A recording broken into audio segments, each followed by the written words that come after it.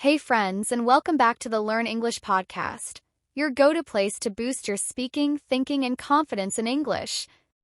Today's episode is for anyone who's ever said, I'm going to start tomorrow, and then didn't. Yep, we're talking about self-discipline. That thing we all wish we had more of when it's time to study, go to the gym, or wake up early. But here's the good news. Self-discipline isn't something you're born with. It's something you can build, even if you're not feeling motivated. We'll break it down, share real tips, and help you train your brain to stay consistent, whether you're learning English, working on goals, or just trying to stop scrolling at 2 a.m. And hey, if you stick with us until the end, we'll go over some useful expressions and vocabulary to help you speak like a native. So grab your notebook or just listen in, and if you like what you hear, don't forget to subscribe, hit the like button, and share this episode with a friend who needs a little push. So let's start simple. What exactly is self-discipline? Emma? It's doing what you need to do, even when you don't feel like it. It's that quiet power that helps you keep going when motivation disappears. Exactly. A lot of people wait until they feel inspired. But discipline says, nope, we're doing it anyway. Think of it like a muscle. The more you use it, the stronger it gets. If you train yourself to take small actions daily, it becomes a habit.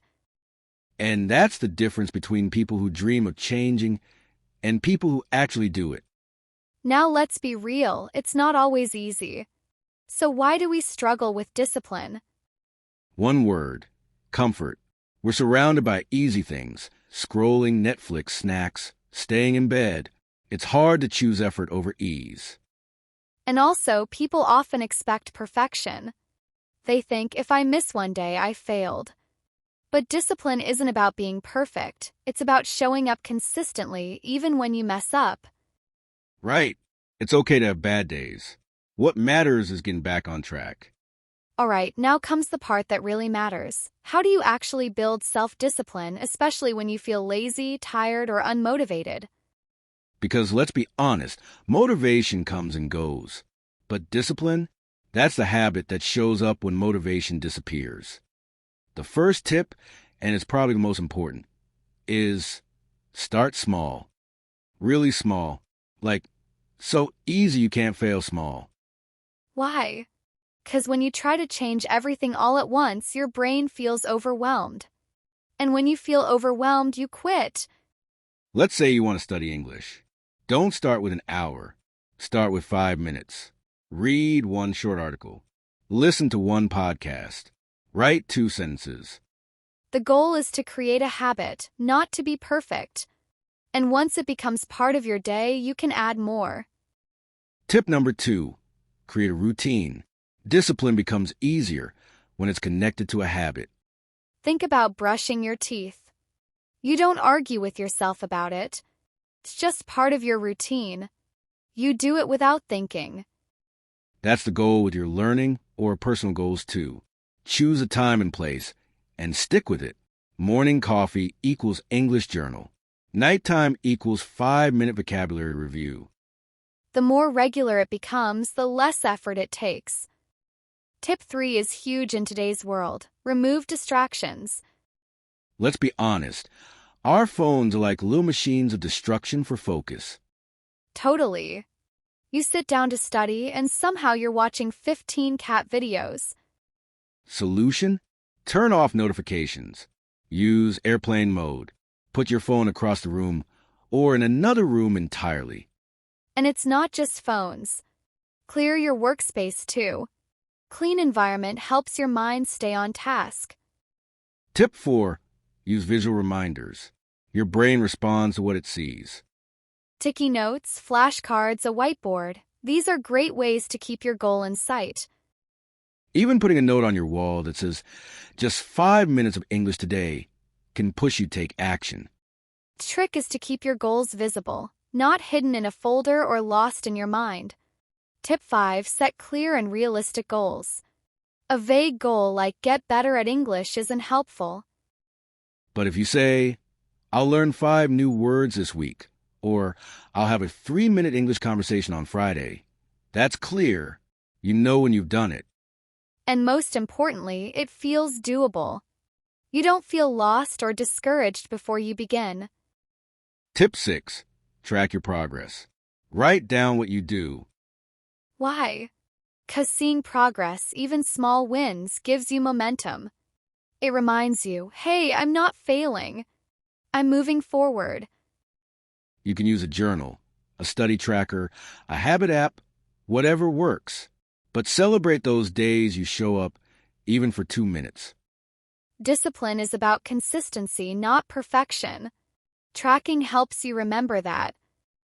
And finally, tip 7, don't forget to celebrate your wins, even the small ones.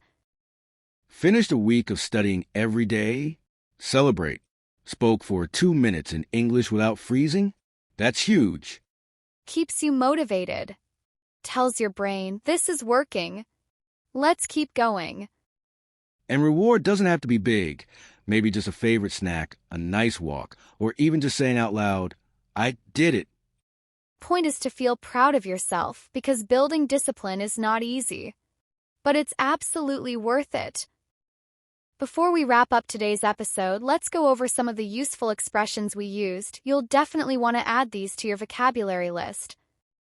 These are words and phrases you'll hear often, not just in English learning, but in life in general. Ready? Let's go. First up is get back on track. It means to return to a good habit or routine after stopping. Right? If you miss a day or two, don't give up. You just need to get back on track. Example: I didn't study English for a week, but I'm back on track now. Next, we have stick with it. This means to keep going, even when it's hard or boring. We said it earlier. Discipline is not about being perfect. It's about sticking with it, even on the tough days. Example: learning English takes time, but if you stick with it, you'll improve for sure. This is a fun one. Out of sight, out of mind. It means if you don't see something, you'll probably forget about it. So true. That's why we recommend putting your phone away when you study. Example: I left my phone in another room while I worked. Out of sight, out of mind. Here's a powerful one. Show up. It means to be present and do the work, even if you don't feel like it. You don't need to be perfect.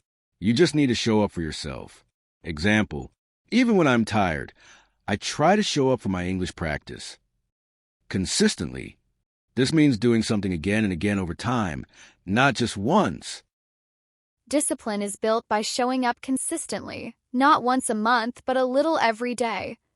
Example: speaking head, if you study consistently, your English will get better, I promise. Don't forget to subscribe, leave a thumbs up, and share this episode with someone who's working on their goals too. Try using some of these phrases this week, in your journal, your conversations, or even when talking to yourself.